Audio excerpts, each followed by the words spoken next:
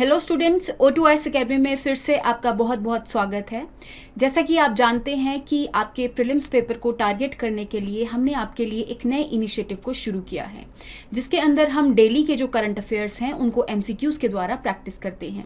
और ये जो आपके MCQs हैं, करंट अफेयर्स हैं, ये आपकी जो डेली की द हिंदू और इंडियन एक्सप्रेस के अंदर न्यूज़ आती है, वहाँ से आपको ये MCQs प्रैक्टिस करवाए जाते हैं। तो शुरू करने से पहले अगर आपको इस वीडियो की PDF चाहिए तो आप हमारी O2S अकेडमी की जो ऐप है उसको डाउनलोड कर सकते हैं।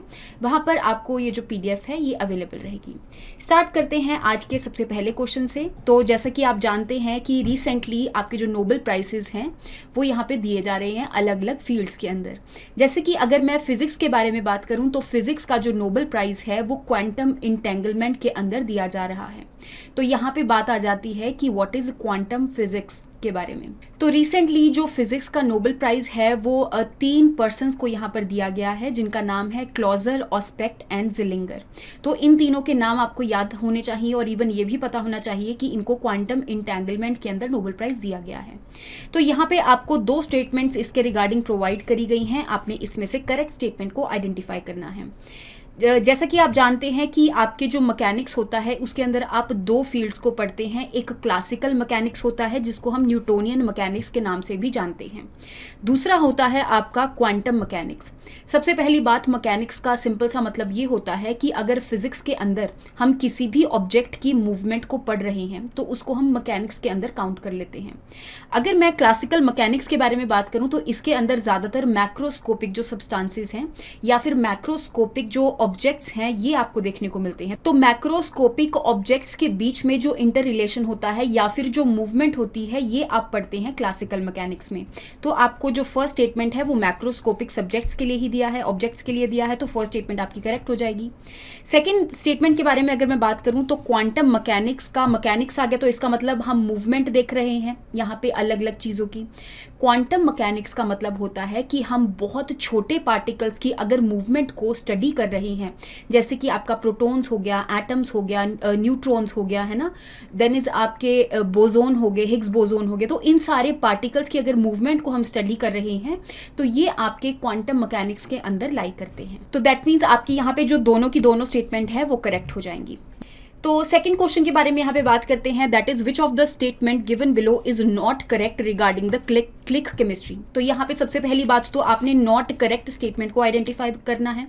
दूसरी बात, अगर मैं क्लिक केमिस्ट्री के बारे में बात करूं तो इस केमिस्ट्री के अंदर हम बात करते हैं कि जब भी कोई 2 मॉलिक्यूल्स या फिर 2 रिएजेंट्स एक दूसरे के साथ रिएक्ट करते हैं तो वो ऐसे रिएक्ट करते हैं कि कोई भी जो साइड प्रोडक्ट्स हैं या फिर कोई भी जो टॉक्सिक साइड प्रोडक्ट्स हैं वो प्रोड्यूस नहीं होता है।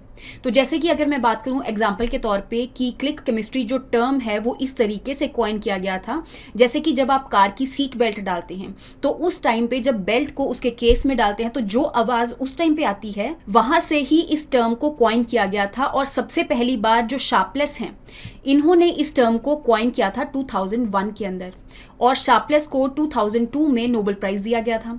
और अभी जो क्लिक केमिस्ट्री के लिए नोबेल प्राइज़ है वो यहाँ पे 3 पर्सन्स को दिया गया है। सबसे पहले है बर्टोजी, सेकंड इज शार्पलेस जिनको पहले भी नोबेल प्राइज़ दिया गया है 2002 के अंदर, एंड थर्ड इज मेल्डल। तो अगर मैं यहाँ पे बर्टोजी के बारे में बात करूँ तो इन्होंने सबसे पहली बार बायो ऑर्थोगोनल केमिस्ट्री के बारे में भी बात करी है। Bio orthogonal chemistry same click chemistry ही होता है, लेकिन वो हमारी बॉडी के अंदर जो मॉलिक्यूल्स ऐसे रिएक्ट कर रहे हैं उनको हम बायो ऑर्थोगोनल केमिस्ट्री के अंदर कंसीडर कर लेते हैं। तो उसके रिगार्डिंग यहाँ पे आपको 3 स्टेटमेंट्स प्रोवाइड करी हैं, 4 स्टेटमेंट्स प्रोवाइड करी हैं। आपने इसमें से इनकरेक्ट स्टेटमेंट को आइडेंटिफाई करना है।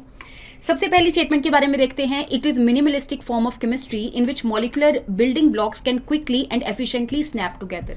तो जैसे कि मैंने आपको बताया कि सीट बेल्ट में 2 चीज़ें एक दूसरे के अंदर स्नैप कर जाती हैं, in the same way molecules भी क्लिक केमिस्ट्री के अंदर स्नैप कर जाते हैं। सेकंड स्टेटमेंट के बारे में अगर मैं बात करूं कि ये सिंपल और रिलायबल केमिस्ट्री है, अगेन यहाँ पे जो रिएक्शन होती है क्विकली होती हैं, और जो साइड प्रोडक्ट्स हैं, बायो प्रोडक्ट्स हैं, वो अनवांटेड बायो प्रोडक्ट्स जो हैं वो नहीं बनते, या फिर टॉक्सिक बायो प्रोडक्ट्स जो हैं वो नहीं बनते। तो दैट मीन्स यहाँ पे फोर्सफुली मॉलिक्यूल्स को इंटरैक्ट नहीं करवाया जाता, वो खुद ब खुद ही स्पॉन्टेनियसली एक दूसरे के साथ रिएक्ट करते हैं। थर्ड स्टेटमेंट के बारे में अगर मैं बात करूं, the concept of click chemistry was coined by Barry Sharpless around the year 2000। तो ये वाली स्टेटमेंट आपकी बिल्कुल सही हो जाएगी, जिनके लिए इनको नोबेल प्राइज भी दिया गया था 2002 के अंदर। तो यहाँ पे कोई भी जो स्टेटमेंट है वो यहाँ पे इनकरेक्ट नहीं है, तो आपका आंसर बनेगा none of the above. Next question के बारे में बात करते हैं, जो कि रिलेटेड है कार्बन डॉट्स से। अब अगर मैं कार्बन डॉट्स के बारे में बात करूं, तो जैसा कि आपको पता होगा कि जो कार्बन है ये एक एलिमेंट है। तो ये अगर मैं इस एलिमेंट के बारे में बात करूं, तो इस कार्बन के बहुत सारे आपको प्रोडक्ट्स देखने को मिलेंगे। जो भी आपकी पूरी ऑर्गेनिक केमिस्ट्री है वो सारी की सारी कार्बन एंड इट्स कंपाउंड्स के जो प्रोडक्ट्स हैं उनके ऊपर बेस्ड है। तो कार्बन जो है, क्योंकि उसकी अलग अलग प्रॉपर्टीज होती हैं, जिसकी वजह से वो खुद के साथ ही बाइंड करके बहुत सारे अलग अलग टाइप के जो प्रोडक्ट्स हैं वो बना लेता है। जैसे कि अगर मैं बात करूं कि कार्बन की सेल्फ कैटिनेशन की प्रॉपर्टी होती है। सेल्फ कैटिनेशन का मतलब होता है self linking property. That means एक कार्बन जो है वो दूसरे कार्बन के साथ बॉन्ड बना सकता है। इन द सेम वे जो कार्बन होता है वो टेट्रावेलेंट होता है। दैट मीन्स ये एक टाइम पे 4 बॉन्ड्स बना सकता है, क्योंकि इसके 4 वैलेंस इलेक्ट्रॉन्स होते हैं। तो ये इसकी प्रॉपर्टी है, इसके ऊपर बेस्ड कार्बन जो है अपने बहुत सारे प्रोडक्ट्स बनाता है।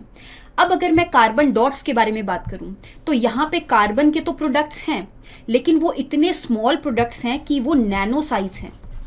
और जब भी कोई प्रोडक्ट नैनो साइज की कैटेगरी में आ जाते हैं तो उसकी जो एफिशिएंसी है वो इंक्रीज कर जाती है।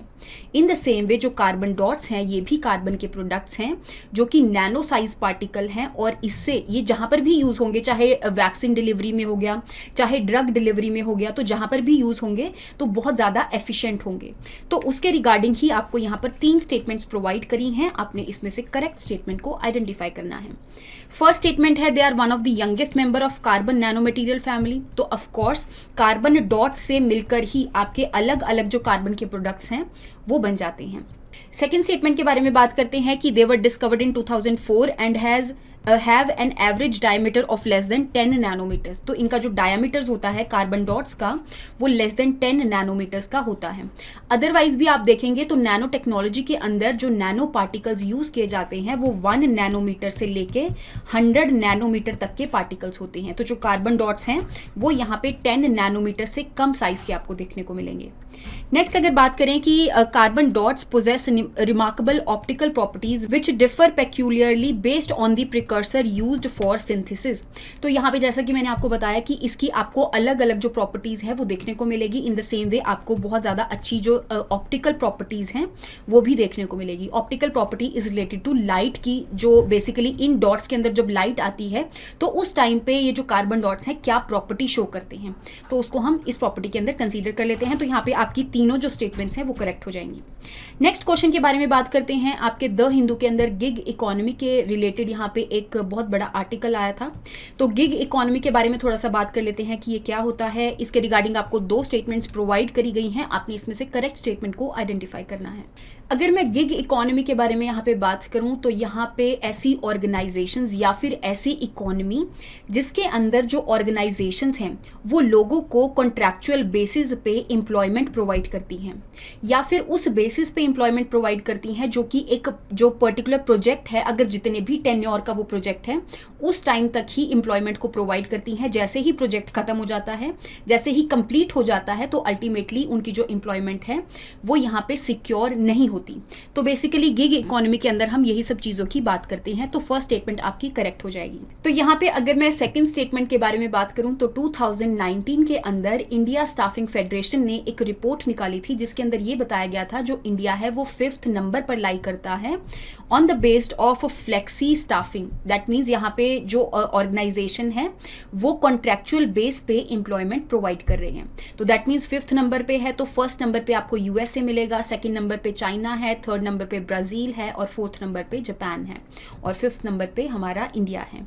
तो इन सब चीज़ों के बारे में आपको पता होनी चाहिए। तो यहाँ से आपको पता चलेगा कि आपकी दोनों स्टेटमेंट्स जो हैं वो करेक्ट हो जाएंगी। नेक्स्ट क्वेश्चन के बारे में बात करते हैं जो कि रिलेटेड है आपकी कॉलर्ड जॉब से। तो यहाँ पर ब्लू कॉलर्ड जॉब हो गए या फिर ब्लू कॉलर्ड वर्कर्स हो गए, वाइट कॉलर्ड वर्कर्स हो गए, गोल्ड कॉलर्ड वर्कर्स हो गए और इवन आपको ग्रीन कॉलर्ड, ग्रे कॉलर्ड जो हैं वर्कर्स देखने को मिलते हैं। तो अगर मैं बात करूं कि जो ब्लू कॉलर्ड वर्कर्स होते हैं वो ऐसे लोग होते हैं जो कि आर्ली बेसिस पे एम्प्लॉयड होते हैं। दैट मीन्स वो लेबर करते हैं और अर्न्स ऑन आर्ली वेजेस। तो दैट मीन्स जो ब्लू कॉलर्ड है वो आपकी यहाँ पर सेकंड स्टेटमेंट होगी, तो फर्स्ट वाली गलत हो जाएगी। In the same way if I talk about white collared job, तो जितने भी आपकी कंपनीज के अंदर सैलरीड पीपल होते हैं वो सारे के सारे आपके वाइट कॉलर्ड वर्कर्स कहलाते हैं। तो that means the salaried professional typically referring to general office workers and management. तो यहाँ पर इंटरचेंज हो गई है। इन द सेम वे अगर मैं गोल्ड कॉलर वर्कर्स के बारे में बात करूं तो यहाँ पर ऐसे वर्कर्स होते हैं जो कि अपनी फील्ड में बहुत ज़्यादा प्रोफेशनल होते हैं, हाईली स्किल्ड होते हैं, उनके पास बहुत ज़्यादा नॉलेज होती है। तो दैट मीन्स आपकी जो थर्ड स्टेटमेंट है वो करेक्ट हो जाएगी और फर्स्ट और जो सेकेंड स्टेटमेंट है वो इनकरेक्ट है। इवन अगर आप बात करेंगे ग्रीन कॉलर्ड वर्कर्स के बारे में, तो जितना भी इन्वायरमेंट सस्टेनेबिलिटी से जितनी भी ऐसी जॉब्स हैं जिसके अंदर ऐसे वर्कर्स होते हैं उनको हम ग्रीन कॉलर्ड वर्कर्स काउंट करते हैं। नेक्स्ट क्वेश्चन के बारे में बात करते हैं जो कि रिलेटेड है central drug standard control organisation से। तो रिसेंटली इस ऑर्गेनाइजेशन ने बहुत सारे ऐसे ड्रग्स और मेडिसिन की जो लिस्ट है उसको अप्रूव किया है। तो अगर मैं इस ऑर्गेनाइजेशन के बारे में बात करूं तो हमारी ministry of health and family welfare के अंदर ये नेशनल रेगुलेटरी अथॉरिटी है। इसके अलावा ये जो हमारी ऑर्गेनाइजेशन है ये एक पर्टिकुलर एक्ट के अंदर रजिस्टर्ड है। That means this organisation has a statutory status. तो कौन सा आपका एक्ट है? Drugs and cosmetics act. अगर मैं थर्ड स्टेटमेंट के बारे में बात करूं तो यहाँ पे कुछ ऐसी कैटेगरीज होती हैं जो कि बहुत ज़्यादा क्रिटिकल होती हैं, जैसे कि वैक्सीन से रिलेटेड होगी, आपका सीरम से रिलेटेड होगी, देन इज़ आपके जो फ्लूइड्स हैं, ब्लड हो गया, इन सब चीज़ों से जो रिलेटेड चीज़ें हैं उन सब की अप्रूवल के लिए भी हमारी central drug standard control organisation है वही इन सब चीज़ों को अप्रूव करती है विद स्टेट रेगुलेटर्स। तो ये चीज़ आपको पता होनी चाहिए। तो दैट मीन्स आपकी जो तीनों की तीनों स्टेटमेंट्स हैं वो करेक्ट हो जाएंगी। नेक्स्ट क्वेश्चन के बारे में बात करते हैं जो कि रिलेटेड है क्वाड ग्रुप से। तो अगर मैं क्वाड ग्रुप के बारे में बात करूं, इसके अंदर ये एक ऐसा इनफॉर्मल ग्रुप है। तो दैट मीन्स अगर आप यहाँ पे फर्स्ट स्टेटमेंट देखेंगे तो ये इंटर गवर्नमेंटल ऑर्गेनाइजेशन नहीं है, ये सिर्फ एक इनफॉर्मल ग्रुप है। कौन कौन सी कंट्रीज का है? India, Japan, Australia and USA का। तो यहाँ पे सबसे पहली जो इनफॉर्मल मीटिंग है या फिर इन पर्सन जो मीटिंग है क्वाड ग्रुप की, वो सबसे पहले यूएस ने होस्ट करी थी पिछले साल, दैट मीन्स सितंबर 2021 के अंदर। तो दैट मीन्स आपकी जो थर्ड स्टेटमेंट है वो भी गलत हो जाएगी क्योंकि इंडिया ने तो होस्ट नहीं की है। अगर मैं सेकंड स्टेटमेंट के बारे में बात करूं तो सबसे पहले जो क्वाड ग्रुप का आइडिया है वो जापान के जो प्राइम मिनिस्टर हैं शिंजो आबे जी, उन्होंने 2007 के अंदर दिया था और फिर 2012 के अंदर दोबारा से उन्होंने बात करी एशियाज डेमोक्रेटिक सिक्योरिटी डायमंड के बारे में। दैट मीन्स आपके क्वाड के बारे में दोबारा से इन्होंने जो आइडिया है वो 2012 में दोबारा से दिया था। तो दैट मीन्स आपकी जो सेकंड स्टेटमेंट है वो बिल्कुल सही हो जाएगी। तो इस हिसाब से आपका आंसर बनेगा 2 ओनली। नेक्स्ट क्वेश्चन के बारे में बात करते हैं that is related to narcotic drugs and psychotropic substances act 1985। ये जो एक्ट है इसको बहुत बार अमेंड किया गया है, जैसे कि 1988 में, 2001 में, 2014 में। तो इस एक्ट के अंदर ये आपको देखने को मिलेगा कि जितने भी आपके साइकोट्रोपिक सब्सटेंसेस है या फिर ऐसे ड्रग्स हैं जो हमारे नर्वस सिस्टम को हार्म करते हैं, और इवन आपको हर दिन न्यूज़पेपर में यही मिलता रहेगा कि आज जो है ड्रग ट्रैफिकिंग के अंदर इस पर्सन को पकड़ा गया है या फिर किसी और को पकड़ा गया है। तो इन सब ड्रग से रिलेटेड जो चीज़ें होती हैं, केसेस होते हैं, वो सारे के सारे इस एक्ट के अंदर ही कवर किए जाते हैं।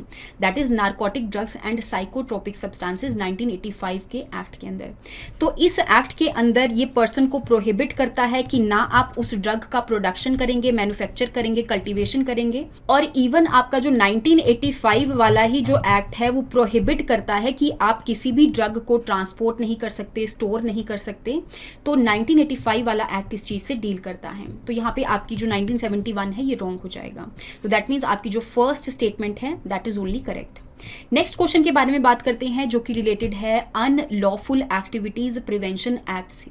तो अगर मैं इस एक्ट के बारे में बात करूं, सबसे पहले ये जो एक्ट है 1967 में आया था और इस एक्ट को इसके बाद भी बहुत बार अमेंड किया गया है। जैसे कि आप देखेंगे कि 2019 के अंदर भी यूएपीए एक्ट को अमेंड किया गया था और यहाँ पे जो नेशनल इन्वेस्टिगेशन एजेंसी है, नेशनल इन्वेस्टिगेशन एजेंसी के अंदर भी जो सब इंस्पेक्टर और उससे अबव वाले जो पोस्ट के यहाँ पे ऑफिसर्स आपको देखने को मिलेंगे, तो उनको भी यहाँ पर राइट दिए गए कि वो इन्वेस्टिगेशन जो है इस यूएपीए एक्ट के अंदर कर सकते हैं।